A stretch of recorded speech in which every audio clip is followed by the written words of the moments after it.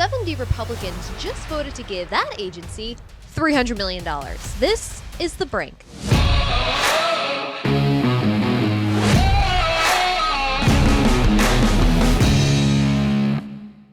And folks, remember to like, comment, and subscribe if you like me and you like what we do here. And if you love it, you can also become a Daily Caller Patriot. There's a link in the description below.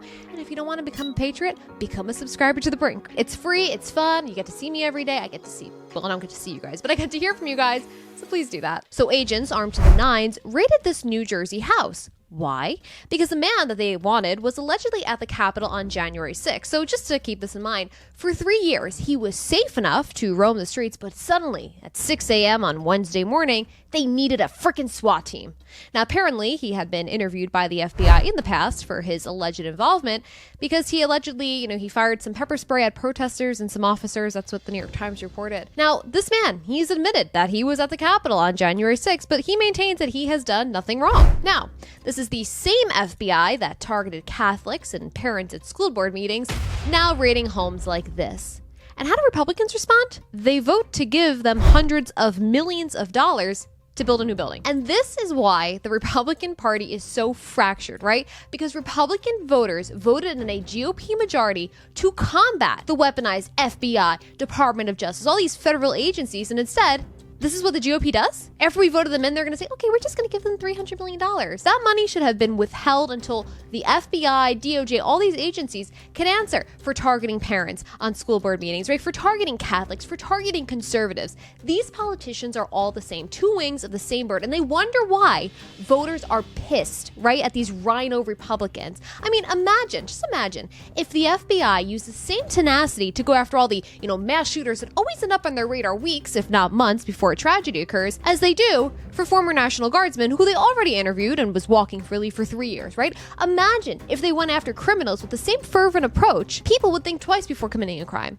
But instead, this is how our tax dollars are being used. Speaking of fighting crime, so the NYPD, they can't do it. So a New Yorker tried to protect a woman who was allegedly getting mugged by a homeless man, and guess who got arrested?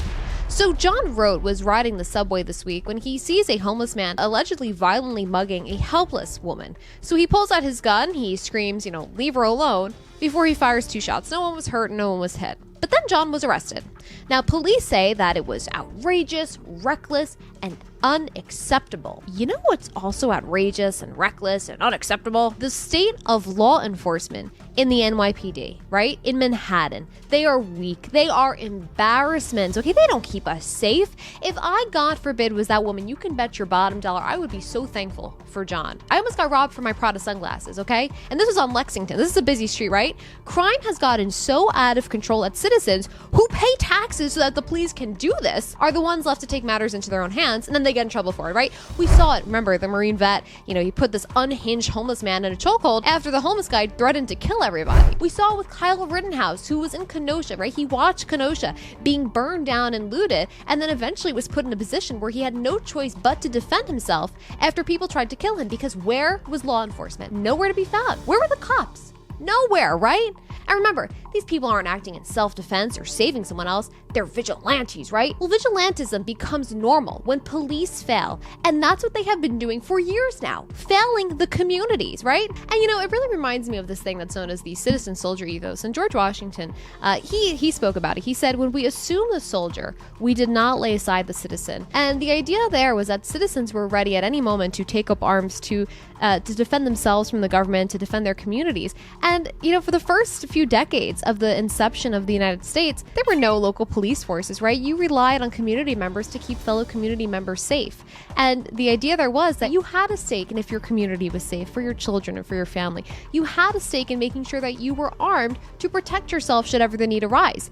And then we get into, the late 1800s, we get into the 1900s, and you see local police forces. And I'm not saying that they're unnecessary, in a big city, they're of course necessary. Some people don't feel comfortable carrying a firearm, and that's great if they know that they're not comfortable with it. But when you tell citizens that, well, look, the police force will take care of it, we're going to make it nearly impossible for you to have a gun in New York City and to protect yourself and others because we're going to be there to take care of it, then you need to actually do what you promised Otherwise, citizens are going to be fed up, just like this guy John wrote, right? People get fed up when they see other people being hurt and there's no one to help. John wrote, he pays tax dollars, I pay tax dollars. And what does the NYPD do? If they don't want people taking matters into their own hands to protect other people, then they need to station an officer at every subway station, right? Have an officer ride at every subway car. I don't care what it needs to be done, but something needs to be done. Otherwise, the citizen soldier ethos will continue to kind of, be reinvigorated by Americans, because who else is there to protect each other?